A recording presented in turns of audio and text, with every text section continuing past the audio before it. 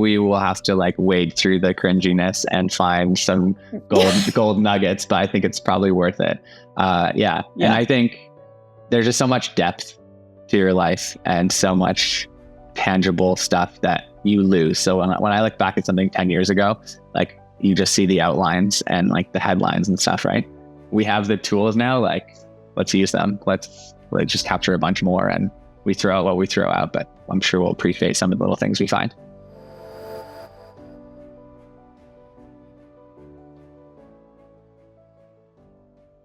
Hey, Andrew, I'm really happy to have you here today. Thanks for joining me on Can I Just Say? Yeah, good to see you again. I'm excited to chat.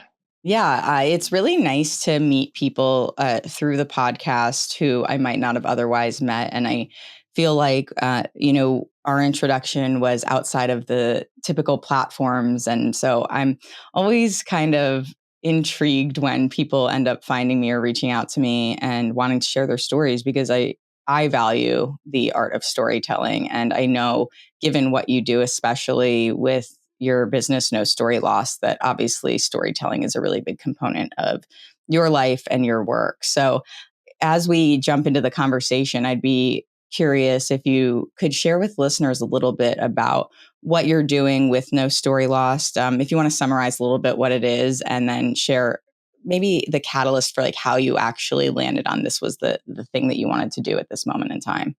Yeah, for sure. I'll do those in reverse. I'll start with a bit of the backstory. So I grew up in Calgary with some really close family on my mom's side. So we would probably like 12 to 15 of us would always be together for family dinners, birthdays, Thanksgivings, Christmases. So when you stack up that many people, that many birthdays and holidays, we were together every couple of weeks for family dinners and hangouts. And that was all kind of like led by my grandma and grandpa, who we called Nam and Pop. So like the patriarch and matriarch of that family. And Pop was like the storyteller, entertainer, always funny to either laugh along with him or sometimes at him and his antics. So he'd always be telling stories and singing songs and entertaining people.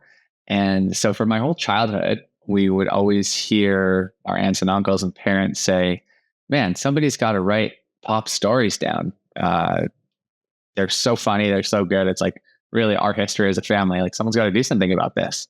And then I'd hear that again. And I heard it for like 10 or 15 years and nothing ever happened. And so I moved out to the West Coast, and I'd be back still seeing family for holidays and stuff.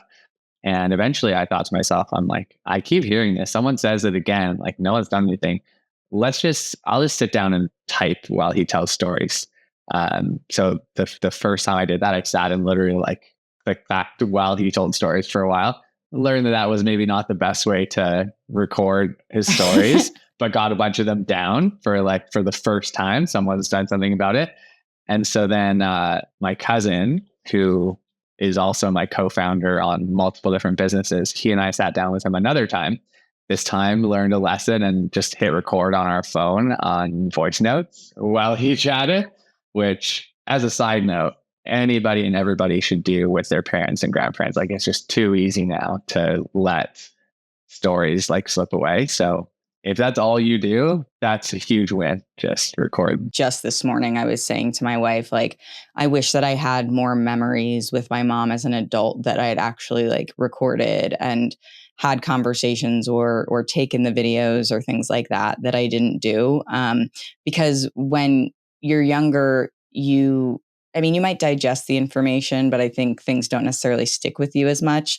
Mm-hmm. And I found that the older that I've gotten, the more I'm more emotionally invested in knowing those stories. And when we lost my mom, it was like the stories that my dad is now sharing that he and my mom probably shared more together, but now that she's not here, he feels comfortable and more open to share them with us. And even just my grandfather just turned 97, and he's like, my grandparents, thankfully, on my dad's side, are still very coherent and capable of sharing more. And so my wife even said to me, she's like, I mean, why don't you just sort of ask, like, what memories do you have from your childhood? I mean, it might be a big reach right now, given their age, but it's 90 years ago. Yeah. Yeah, right. I'm like, I don't even remember what happened like 5 years ago. So good luck on Yeah. that one. But I think it's really an important thing that you mentioned, that because we have the opportunity to do this, I mean, it doesn't even have to be video, to your point. Like, I think just being able to hear the voice, like I cling to these like voicemails from my mom and like little notes or videos that I have, but like I'd love to have more. And so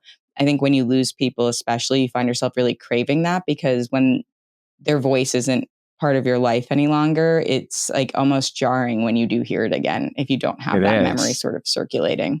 Yeah, for sure.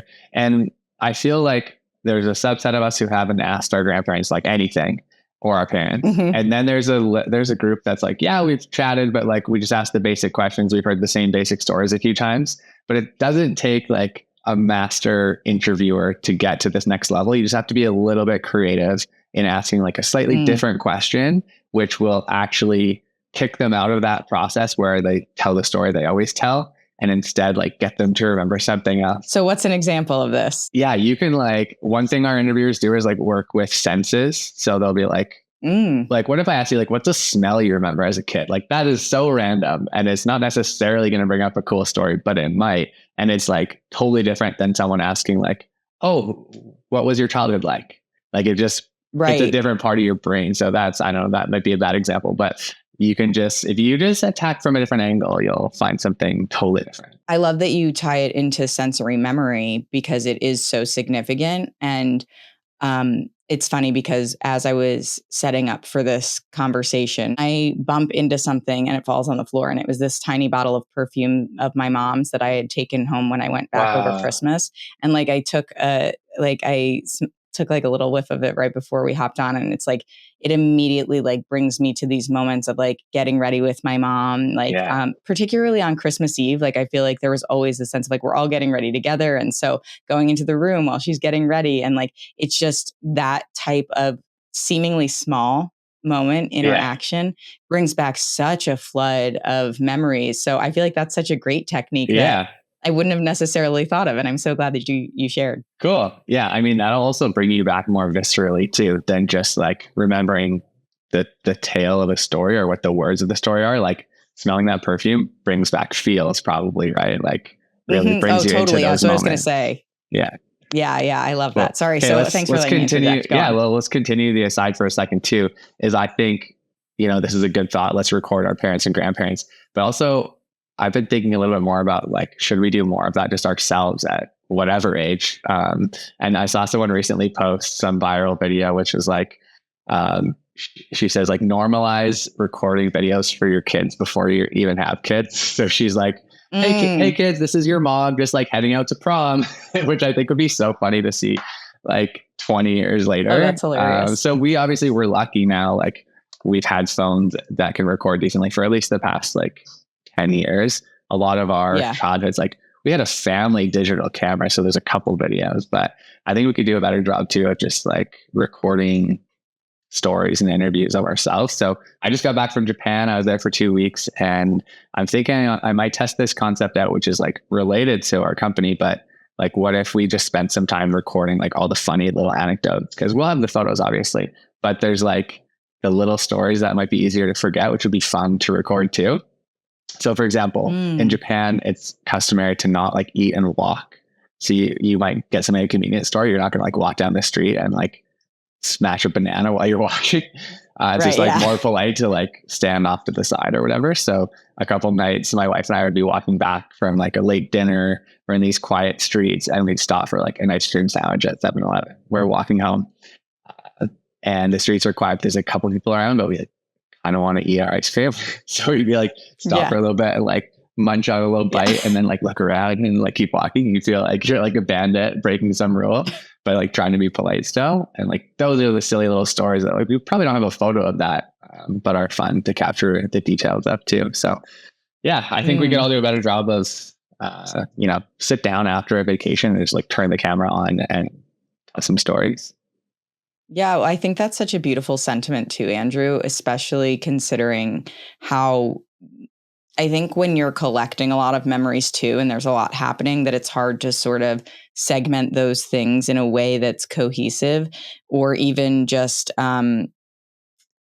representative of the time in which it happened. So it's even just to the point where I was saying to you before we started, I was like, oh, I'll record the intro after we chat, right? Because I'm in the zone of like, we had this conversation and here's what it's about, right? And it's sort of that similar concept of you had this experience, like you don't necessarily have to focus on recording the experience itself because that can take away from the presence that you have in the Yes. moment. Yeah. I find myself, I'm like a terrible shutterbug. I'm like, I just want to capture it all so I remember it, right? But it's a really interesting thought to invite, be present in the moment, embrace that. Don't feel like you have to capture all of it in the moment that it's happening, but come back shortly thereafter while you still have the feeling, while there's still that momentum of the experience, and embrace that so that you can reflect on the feeling you had after it happened. Especially as we get older, like I found a slew of tapes that are like mini DVs that I don't even have a camera to play it on anymore. And I'm like, what's in there? There's like, it's probably a lot of cringe because I had this in like high school and early college, but there's this feeling of excitement about, oh, what am I going to find? Who was I? And then I'm like, oh yeah, that's who I was. Yeah. But it's nice to kind of see your evolution and also be able to identify things that are different from who you were then versus who you are now, or bring yourself back to a moment where you felt really strongly about something and were excited about something that maybe you have otherwise forgotten because it's just not something that's present in your everyday life, like those little drops of nostalgia. Totally. Yeah, I think we will have to like wade through the cringiness and find some gold nuggets, but I think it's probably worth it. Yeah. And I think there's just so much depth to your life and so much, tangible stuff that you lose. So when I look back at something 10 years ago, like you just see the outlines and like the headlines and stuff, right? So to pull out the detail of an old DV camera, like you're going to see and feel and remember a lot more depth, which is cool. To cap off kind of that part of the conversation, we have the tools now, like let's use them. Let's just capture a bunch more, and we throw out what we throw out, but I'm sure we'll appreciate some of the little things we find. Oh, for sure. And I like that you said we kind of have to wade through the cringiness of it. And I definitely agree with that. It's funny because, we're a lot more used to being on camera now too. And so I kind of wonder, and even just voice recording things as well. But I kind of think about how it was so exciting to have a camera to like, I worked like one summer so I could buy a Sony Handycam because I just wanted to record things. And it's like, what was I even recording? Like, it didn't matter. Like you just wanted to be able to experience that and come back to it. And, part of what I was really intrigued by when we were first introduced was the fact that like, it was really relevant because I had recently lost my mom, but also that I think we lose sight of the importance of those connections sometimes. Like my family isn't particularly close. First of all, proximity, not very close at all. But even just growing up, it was like we didn't have FaceTime. So like my cousins who lived states away, like we would talk to them on the phone. We wouldn't see their face. Like you don't really feel like you know them. And I feel like what you're doing with No Story Lost, and it sounds like just sort of the way that you're living, whether that's as a function of sort of growing that with the business or how you are generally, is that you are recognizing the importance of embracing those connections and allowing that to be something that you take on more intentionally. Do you feel like doing No Story Lost has given you more perspective on how you want to show up in the relationships that you have as well? Good question. I feel like the perspective has more cemented me into thinking about like life and legacy and, using how I'm going to use the next 50 years of my life. Like, sure, some relationship stuff would come up too, as I like page through the books with people. We always ask at the end of people's interviews questions like, what do you think life is all about? Or what advice would you give to future generations or to your grandkids and stuff? So there's lots of good reflection that is so nice to preview, like to think, what are the feelings I'm probably going to have when I'm more so looking back on life? So I think it's given me like high level perspective to look and look at life at a high level. more so than I was. And I think I was already like that. So that would be more my bigger reflection so far. I think that's cool, though. I feel like there's a lot to be said with that, too, especially because I imagine it's somewhat similar to like when I'm doing the podcast where I'm getting all these really different perspectives. But there are these sort of common threads that we see when people are nearing the end of their lives or have just had a lot of life to live already, whether or not the end is near, right? And I think it shows a lot about what people retain, whether that is the memory itself or the feeling that it elicits. And I'm curious, something that you had written about was, how important it is looking at our lives to really consider the values that we hold true to ourselves. And I feel like that's something that's really, I find very important. I think a lot of people find this important. So not to be like, yes, I value values also, but do you believe that you're somebody who always sort of anchored around your values, or is that something that has shifted as you've come more into your own story, separate or in relation to No Story Lost, just really more about you?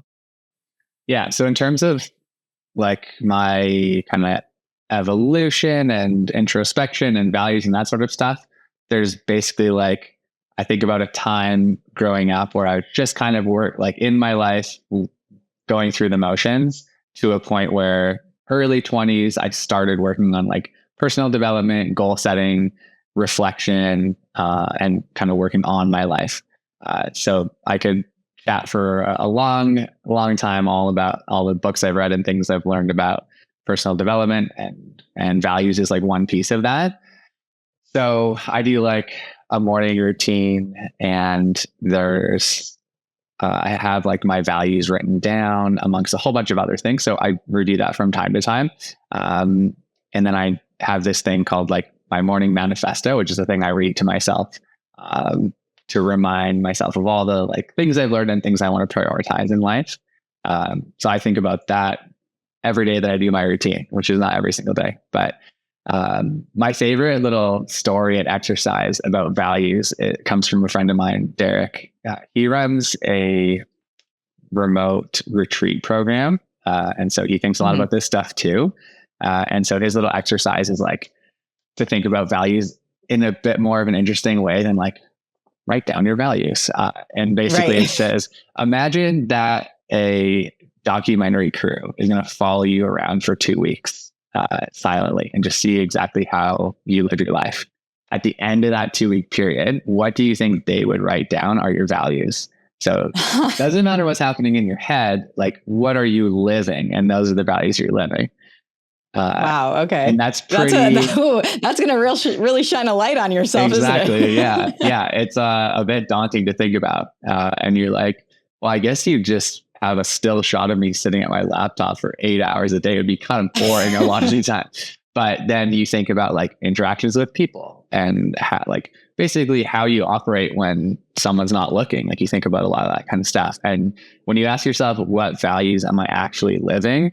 Like it or not, those are your values right now. They may not be your intended values, but that is what you're valuing at the time.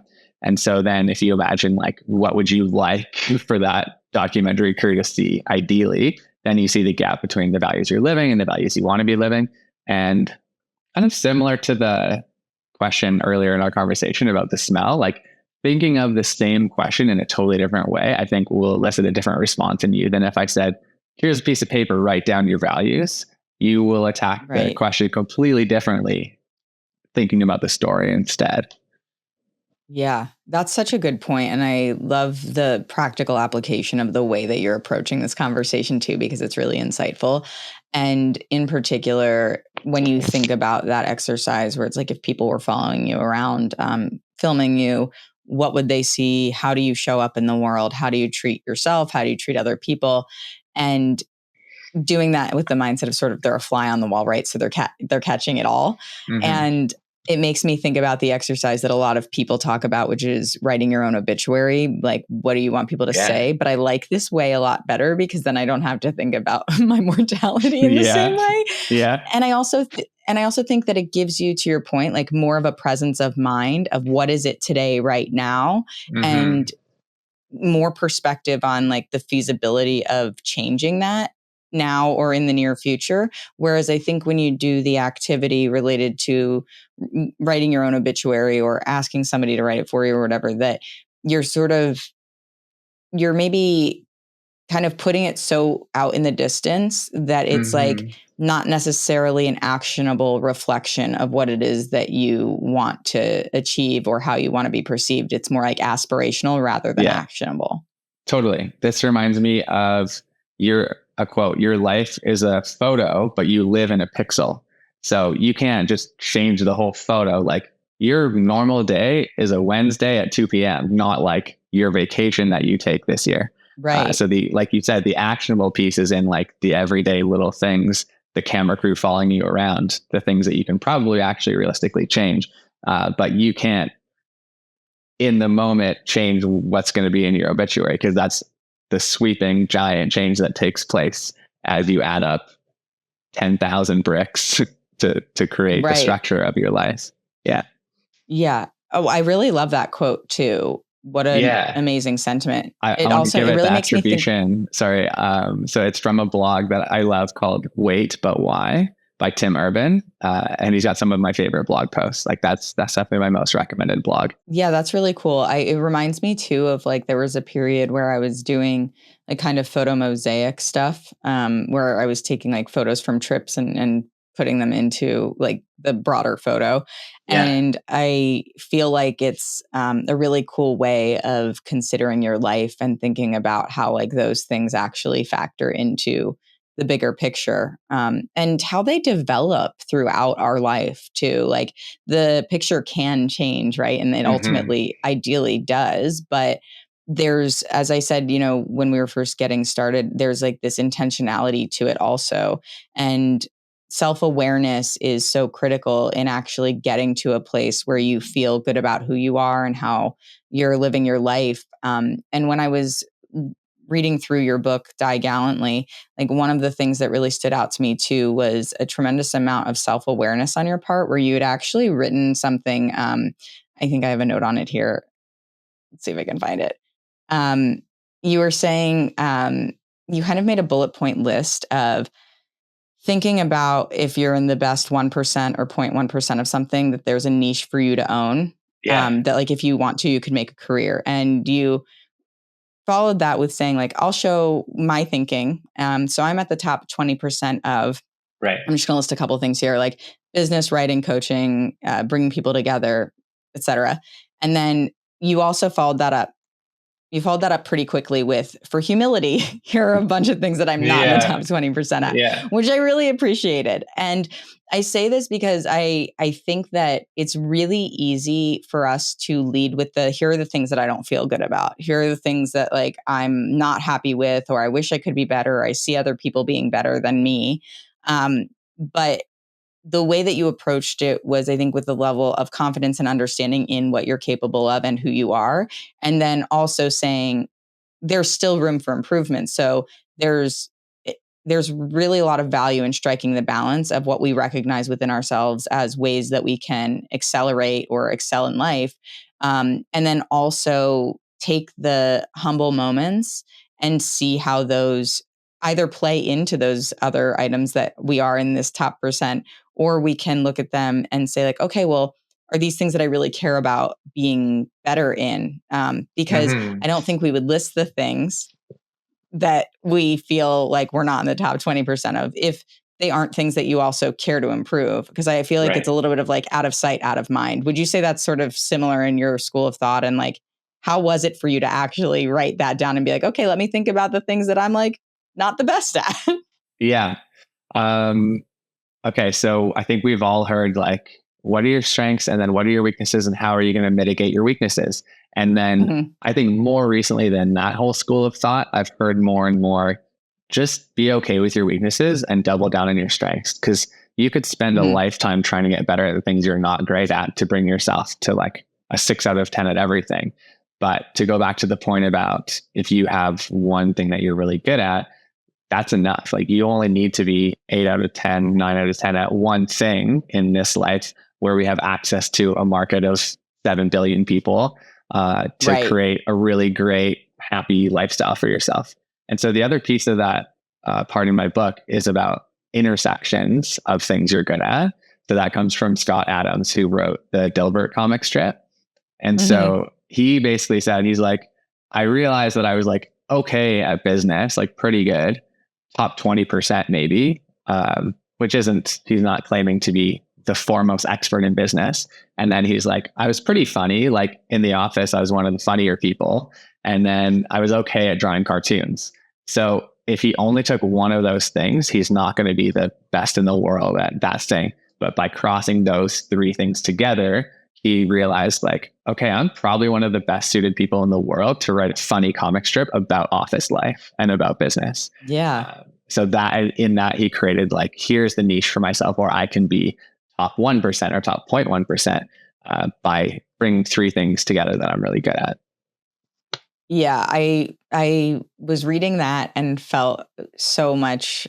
I felt so much while reading it because I feel like it's so easy to focus on the inadequacy or the lack or the inability that we might have when there's a learning curve, and lose sight of where we can actually create something that we want in the process of that growth. And I feel like that example is really great because it's a really straightforward example. It's very straightforward, right? It's like, yeah. And you have a Venn diagram in the book at this point, which I really appreciate because I think that visual is really representative for a lot of us of like, okay, so you sit here and we berate ourselves and we're like, I'm not good enough, or I can't do that, or I'm not going to be the best at this one thing. But what if you took this one thing and this one thing and this one thing? And we're like, well, what does that look like? What does that create? And is there opportunity there? And is that opportunity something that I want to pursue and I care about? And to be able to look at it through that lens, I think gives a lot of clarity, obviously, if you come to that point and have like a good realization. But also I think it really gives, at least my experience in reading that part was like, okay, I'm too hard on myself for the things that I'm not doing, and I'm not capitalizing on myself for the things that I do well. And I've been validated that I do these things well. So it kind of pushes to the forefront this sense of accountability, and shifting the mindset from I can't or I don't to I already do. And what does that mean for me? Yeah. Cool. Yeah. I would say like if you're thinking about career and you're trying to produce that 3-layer Venn diagram, then all your weaknesses are actually off to the side. They don't even relate to that part, right? You can almost ignore them. And then another nice thing is like when you're bringing those things together, it's lower pressure to think, oh, I don't have to be 1% in the world at all three. If I'm like top 25% in this one and top 13% in this one and top 40% in this one, don't make me do the public math, but the intersection of those three is going to be like top 1% at that specific thing. And in those like weird niches is like where people can find a ton of unique passion, and you can be your like terrific weird self in that one thing. And again, like to the point about the world's huge and we can through the internet work with people all over the world, you can be so hyper specific and find that you have a market of people who also like sports and anime and whatever, and like some funky combination, and there's a market for you, which is a really cool part of the time that we live in. But I'm curious, did you have thoughts on like what you are pretty good at for 2 or 3 areas and how that comes together, be it for this podcast or for other parts of your career? Yeah, that's a great question. Thanks for spinning that back. So I would say yes. I know that like my ability to connect with people, and a guest that I had on who's now a friend of mine had, I think, summarizes it really well for me. So I can actually put words to it now, is that I'm very good at creating a sense of intimacy in a short amount of time. And I'm like, oh, okay. Like I feel that viscerally. Like those are the words that describe like what I would say is my greatest strength and what I care the most about. And then the other piece of it is that I feel like I can draw really good, not just conversations with people, but like help people build connections as well because of the type of person that I am and the way that I connect with people. And so like it's funny because at the intersection is really what my wife and I are actually building. It's still a little bit in its infancy, but it is related to building a community around some of the passions that we both have in terms of creating more connectivity to people. And this was born of me looking at it going, okay, like I have this podcast, but the podcast isn't like everything for me. It's something that I appreciate and I have gratitude for in terms of the relationships that I create with people. But it's always sort of just been this podcast. And I said the other day, I was like, I just don't see myself only as a podcaster. And I think what I'm doing is I'm unnecessarily limiting myself to the thing that I'm like, well, I'm going to do this. I want to be the best. And I put that in air quotes because it's like, I'm not sitting here being like, I need to be the best podcaster ever. Right. But like, I want to give it my best. And so I care deeply about it. But I think because there's so many limitations around it that I could easily squander what we're talking about here, which are like the places where I excel. If I only try to keep it in this container, then I'm not really tapping into my genius and giving more opportunity to myself to then make a broader impact. Cool. Yeah. I like how it's like abstracting and then getting more specific. So you're like, you could get caught up in like, how do I expand from the podcast? And it can be helpful to be like, well, really, what am I doing? Or what are the core skills that I'm good at, which I show in the podcast that I can like move to other things.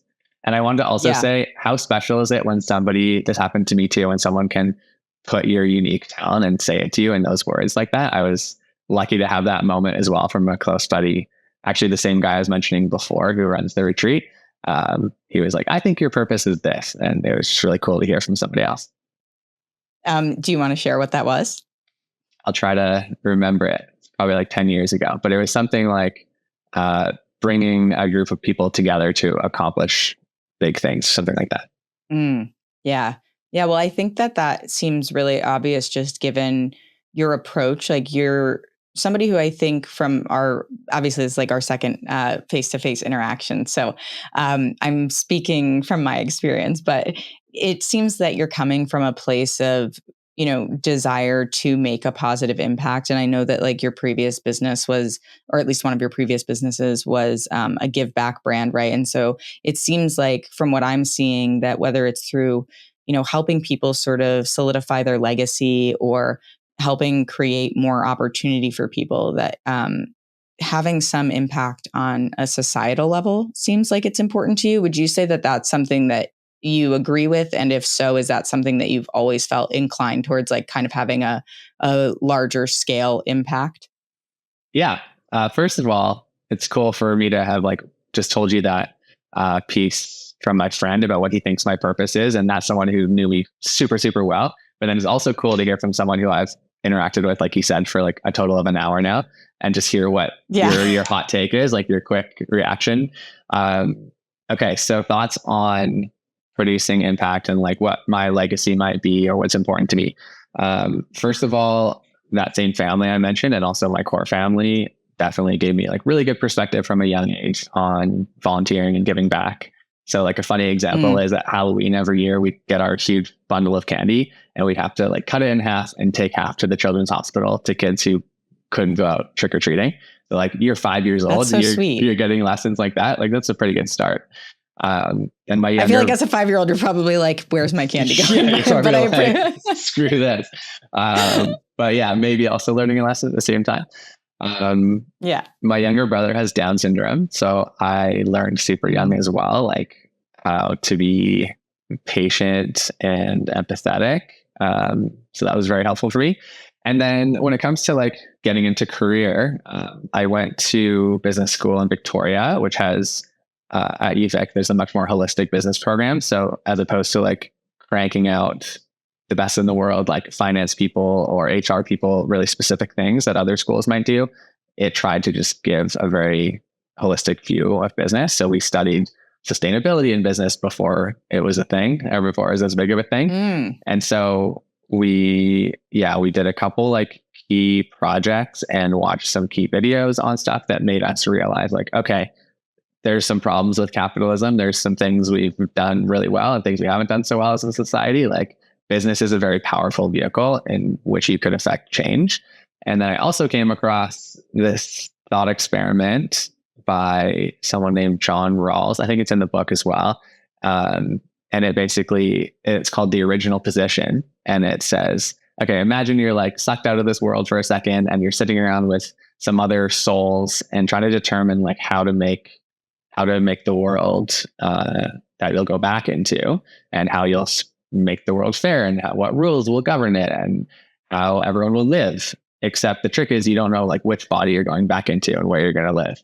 And so you ask yourself like, oh, maybe spread things around more evenly, knowing I could end up anywhere and in any body in any position. And that really made me think, like, it gave me perspective on all the like privilege of growing up, how I did, and wanting to think, okay, like I'm going to have a business degree. I want to build businesses and do cool things, but like maybe I can do that in a way that makes positive impact too, and shares a little bit of like the benefit that I've had.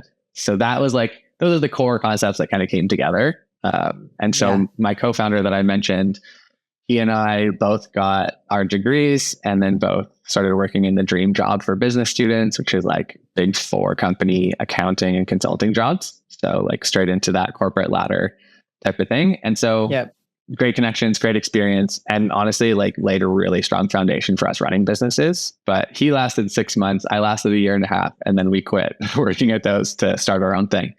And our first idea in our first business together was called Meal Share. So we partnered with restaurants. We put our logo next to some menu items. And if you bought a meal share item, you'd provide one meal to a youth in need. So basically saying like, how can we use the power of the system that we live in, capitalism, to provide positive impact? So there's lots of margin in lots of businesses, maybe not in restaurants, and learn some hard lessons that way. But can we take a little piece of the way that business works and make more businesses responsible and make more businesses have positive impact? And so we grew that business for like 8 years together. And then we had 500 restaurant partners on the program. And then COVID hit and it became illegal to go to restaurants for a while. And so that was not good for a nonprofit that only worked with restaurants. So that started a demise that was hard to come back from. But then since then, I've also worked on No Story Lost, which we talked about a bit. And then I do, like you, I think alluded to as well, I do some coaching just to try to help entrepreneurs be happier and get more of what they want. So I think the first one was like the most clear, cut and dry, like this is a business to make the world better. And then No Story Lost and coaching, I think, have like positive impacts as well. Yeah. Do you feel like, I mean, because to your point, I think one of those is like a very tangible output sort of model where in as much as I can tell from what you've shared and what I had read previously about your business is that's sort of the essence of give back, profit sharing, sort of like really being able to say like, when this happens, then this is the output. This is the result that somebody gets the benefit of. Whereas No Story Lost and coaching, I'm sure, is something where you don't necessarily see something that's completely tangible or I don't want to say it's not tangible because I think you can visually and emotionally feel the things that are coming from people in those moments. But like, it's not the measure of success, I think, is very different when you look at those types of roles or businesses that you're creating versus having something that is very monetarily driven, because that's the function of what you're trying to achieve there. So how was it for you? Like, do you prefer to do the thing that is less like dollars and cents and more like tapping into like the emotional tangibility of it? Is that something that like you feel glad that you've kind of transitioned to that part in your life? Or do you feel like you could see yourself kind of going back to, or at least like straddling sort of both of those things? With Meal Share, like we wanted to build a business that did good and provided business value, not just asked for like a handout. This was our first business. Mm-hmm. I think we did this to some extent, which was like, we accidentally found a nascent problem with restaurants where they wanted to give back, but they had a million things going on and they just wanted like an easy way to say like, we are doing our part, we're helping out. And so again, we kind of accidentally fell into that. We didn't know that was like an issue that restaurants had. But we didn't just go to restaurants and say like, hey, will you donate? Like we said, can we build into the way this business works and create positive consumer value where people will then think of the restaurant in a more positive light, and also take some work and pressure off of restaurants. So thereby like creating business value in exchange for the donation that the restaurants were making. This doesn't directly answer your question, but it's just the main thing I think about when it comes to like making business do good is like wanting to actually create business value, and then as an intentional byproduct, doing good with it, as opposed to like asking for a handout. Yeah. That's how I think about social enterprise. It's interesting to kind of recognize where there are opportunities that we don't always see them. And I think sometimes what can feel really challenging as people who are entrepreneurial is like, you want to do something that's impactful, and you're also trying not to just like piggyback on what everybody else is doing.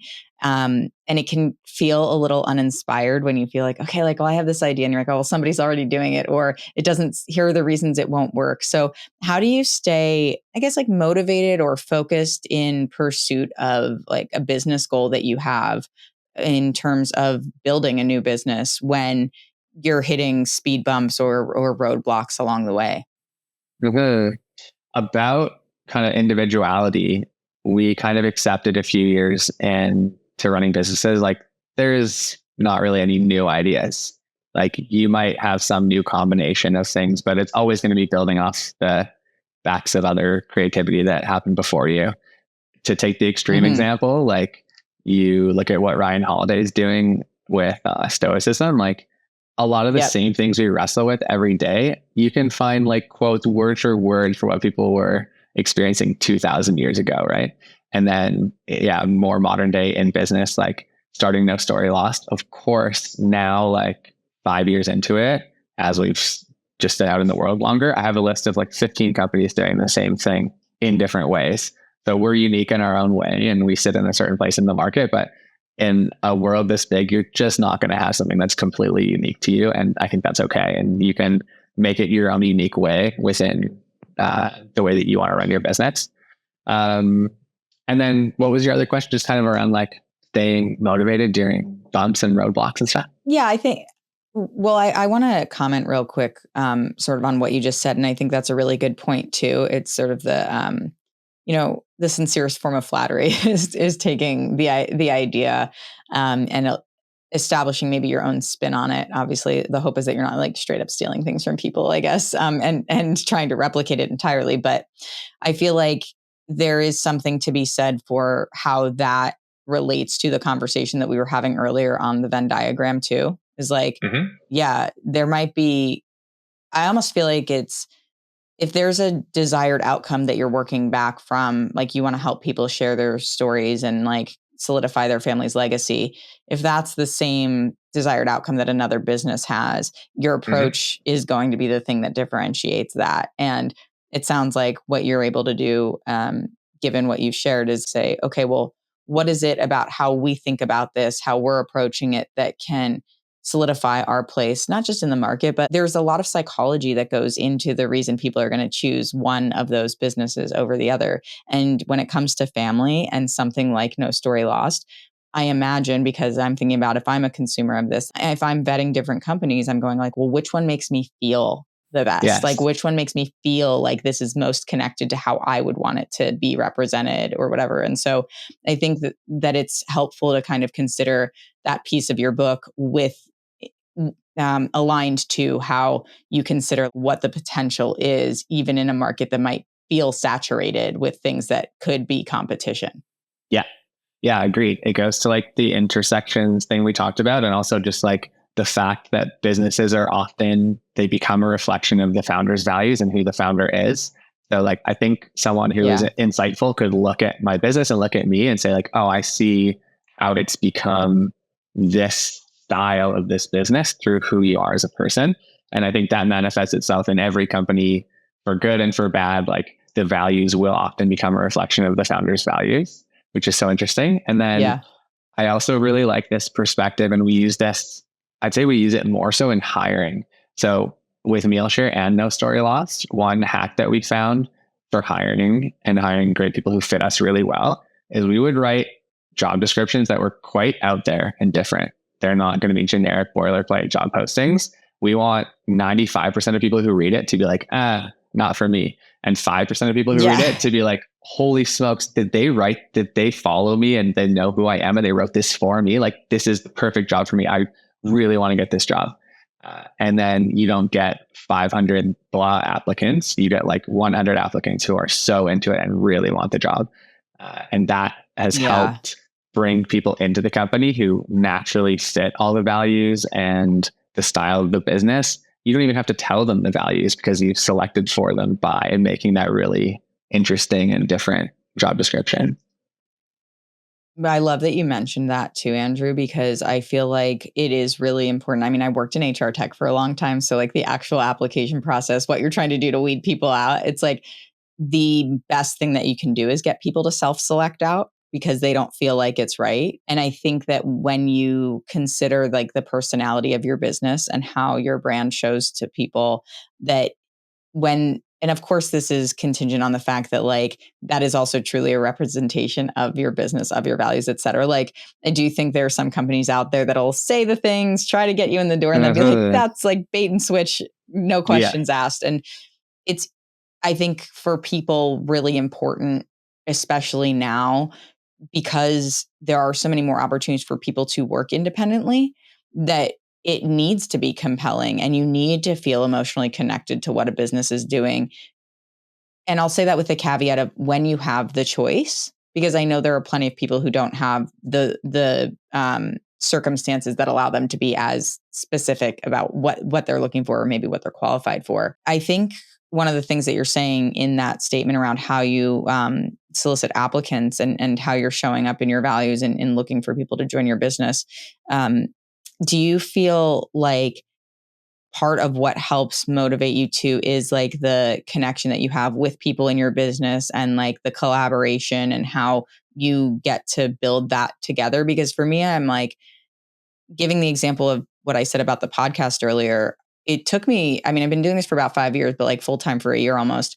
And what I've been realizing in the last few months is that I'm so used to being in a collaborative environment that when I'm not, I'm motivated, but I don't feel like I have the same momentum or maybe like consistency with my drive that I do when I have like other people sort of buzzing around and contributing as well.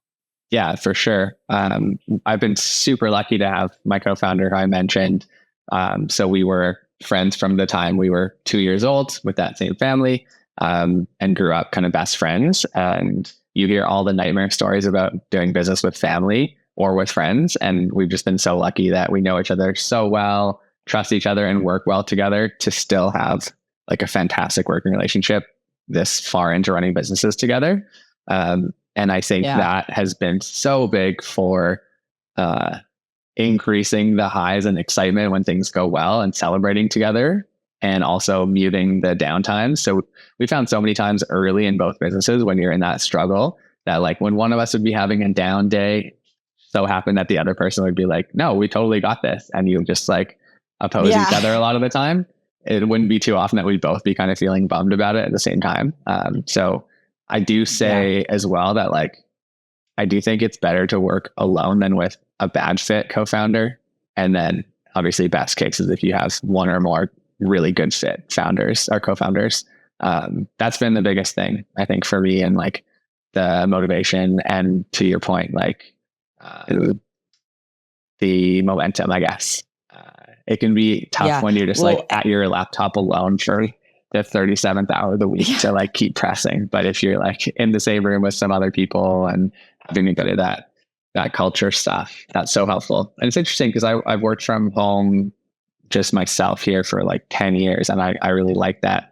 And I get kind of my social battery elsewhere. But I can see definitely why for a lot of people, like working from home alone is not the ideal case. Yeah, and it's funny because like I've worked from home for many years now, but in collaborative in work environments. So as somebody who was in tech for so long, I was a product manager. So I was always working with like designers and engineers. And so there was just the function of my job was collaboration, right? Like you're the middle person for everybody, stakeholders, leaders, like you're just sort of the epicenter of things that need to happen. And I found that it's funny because my wife is an entrepreneur. She's had her own business for, I think, 13 years now. And prior to that, had a business as well. But she's gotten really used to working independently. She hired an employee, I think maybe almost 2 years ago now, and was really hesitant because she was so used to working alone. And then I'm like, you gotta think about what it's like to collaborate with people. And she's like, I'm fine being in like my hidey hole and just like doing what I need to do and not involving anybody. And then I'm realizing like I'm coaching her on how like, here are things to think about because you haven't had to collaborate or brainstorm with certain people, like open up what you're thinking to your employee. Meanwhile, I'm over here now, I've transitioned from something that's hyper collaborative to being like very independent and being like, I am telling you what I need to hear for myself, which is even if you're doing work that's independent, sometimes it's good to go bounce things off of people and like have a dialogue going so you feel more energized around it too. And I feel like that's where, when you, to your point, like having a good co-founder, and she and I are working on a lot of stuff together, it's so helpful when you're feeling maybe a little defeated or disconnected, that you have somebody there that can kind of bring you back to a sense of, we've got this, or let's troubleshoot this together. And I'd say the best case scenario is you're both up at the same time. The second best case is that when one of you is down, the other one's up. And hopefully there's very few scenarios where both of you aren't feeling good. But I do think even in those moments, there's an opportunity to sort of like sit with that for a second and like reground yourself in like, where is that coming from? And like, how can you move forward from that too? Yeah. Yeah. And what is your like purpose for being in the business you're in? And if you don't have a good fit there, you don't have that like base to hold you up when you're at your lowest, right? Like if you have started something or work for a company that you really identify with the core purpose of, then you kind of have that floor to catch you to be like, okay, I had a really shitty day today. We took a loss on this and this didn't work out. Oh, but at the end of the day, like we fed another 1,000 kids today. That always helped hold us up a little bit. Versus like if you're building widgets or whatever, and you just don't really care, then those low days are also going to be lower. That's correct. And I think you touch on something, you know, as we're kind of rounding out the conversation here, something that I think feel is really important. And you emphasize this in your book and in the conversations that we've had around really following your purpose and understanding that. And I think that, you know, what you just said really speaks to me because I was in a position for so long where I was really lacking purpose. And I felt really just like I'm doing what I need to do, but I don't really care. And something that you had written in your book, see if I quoted it or not, Rory. You had made a comment that I like being fairly good at a lot of things, and I find it difficult to obsess about something and dive really deep into it. And there's a quote from a coach of mine that has come up a lot recently, which is when I was playing soccer in high school. He said to me, "You're great because you're athletic. You'd be the best if you cared." And I'm realizing that like that is how I showed up in my work life for a really long time, because I was like, I'm good enough when I'm doing 70% and other people are doing 100%. So like, I'm not going to give 100% because this is fine. And I still take pride in my work. So it wasn't like I'm like putting out shitty things, but it was more a sense of, why emotionally invest if I don't feel connected to it? And I think that like when you go out on your own and you're like, I have a vision for myself, I have a desire, and I feel like I want to execute on my purpose and I want to realize my potential, there is a lot more ownership that you have to take of that. And I was literally in therapy last week or the week before being like, I think I'm starting to recognize why I feel stuck in my entrepreneurial journey is because I've like really only known what it's like to operate at 70, because I always had somebody else kind of like bringing the paycheck in and being like, you're going to pay me because I'm still doing the work that needs to be done and still being done well enough. Right. And now it's like, yeah, but like you need to get to a place where you want to do it enough that you are like doing everything that you need to do. So you will go at 100% because you care enough to. And it was such a revelation for me that I was like, this doesn't feel like it should be such an epiphany. But I think that when you're in an environment that constantly sort of perpetuates that sense of things, that shifting that mindset is really significant. And I'm curious because it seems like you've pretty much been sort of a lifelong entrepreneur since you got out of school after that year and a half stint. How do you feel in terms of like what you're doing right now and where you want to go in what it means to execute on your purpose? Do you feel like you're living that out right now? Or do you feel like this is maybe just like one stop on the journey and you're riding the wave? Then, first of all, I totally resonate with that, like skating by 70% thing, and the like, what would 100% look like? Like that is still really intriguing to me because I haven't found that like dog on a bone feeling yet, where like you just go 100 and something, Yeah, which is like a little upsetting if I'm honest, and that is like I still get something that. I'm chasing.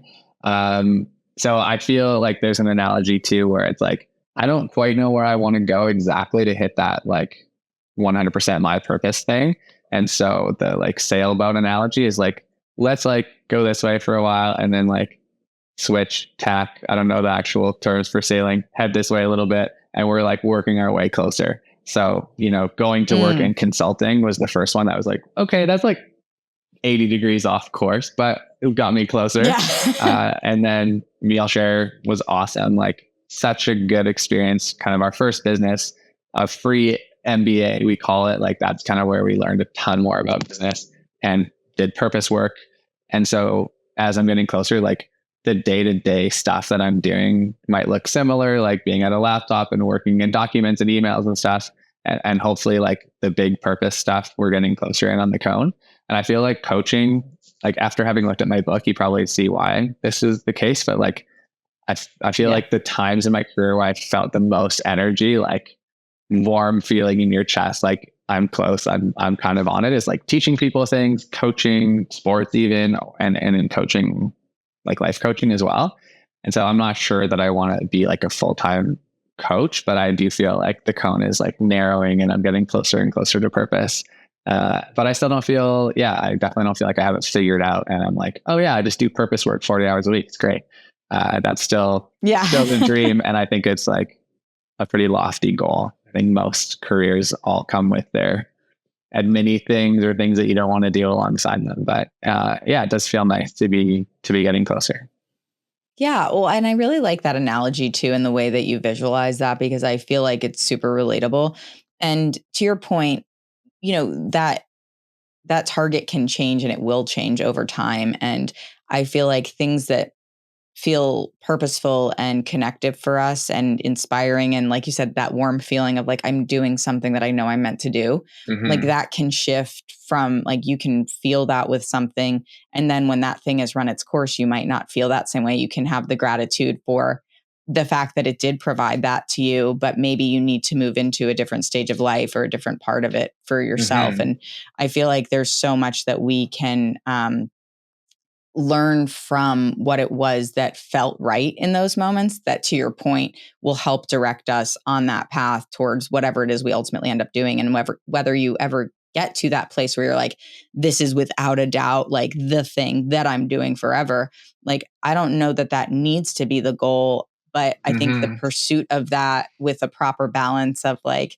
enjoying life and embracing what comes as it comes is really like how you get to a place of more equilibrium and happiness overall. And I feel like you reflected that quite a bit in the book as well, from what I had read, in like really establishing like these are the things that I felt working for me, and these are the areas where I saw opportunities to change, and bringing that together with a sense of assurance, but also really acknowledging that it requires a lot of us to commit to ourselves in those ways. So I'm really grateful that you've shared everything that you've shared. It's been really lovely chatting with you. And I didn't know where the conversation was going to go. I don't think either of us did. And I'm really No, happy it about was fun. what we were able to share with each other. Totally. Yeah, that was very natural and free flowing. And it's always fun when it goes that way. Yeah, absolutely. And I really appreciate just the sentiment around, your experience and wanting to share more with people about your journey, whether that's in a coaching capacity or as a guest on a podcast. So I want to make sure that people know where they can find you, Andrew. I believe it's nostorylost.com, correct, for the business side of it. Is there anywhere else you want people to find you on social or elsewhere? Yeah, I'm not really public with my stuff kind of personally. So, nostorylost.com, and then on Instagram at nostorylost as well. But yeah, we're a small company. So if you find me there, you'll also find me personally if there's anything to connect on. Yeah. On the like more personal stuff we talked about. Amazing. Well, gang, that's all for this episode, and we'll catch you on the flip side. Gang, thanks so much for joining me for this week's episode. I just appreciate your support, and it means so much to me that you tune in week after week. The best thing that you can do to help spread the word about the podcast is if this episode resonated with you, go ahead and share it with somebody else, wherever you listen to your podcasts, or you can go ahead and subscribe to my YouTube channel and share it from there. I also really appreciate it if you can leave a review on Apple Podcasts, because that really helps give people a better understanding of what the show's about and what you appreciate about the conversations that we're having.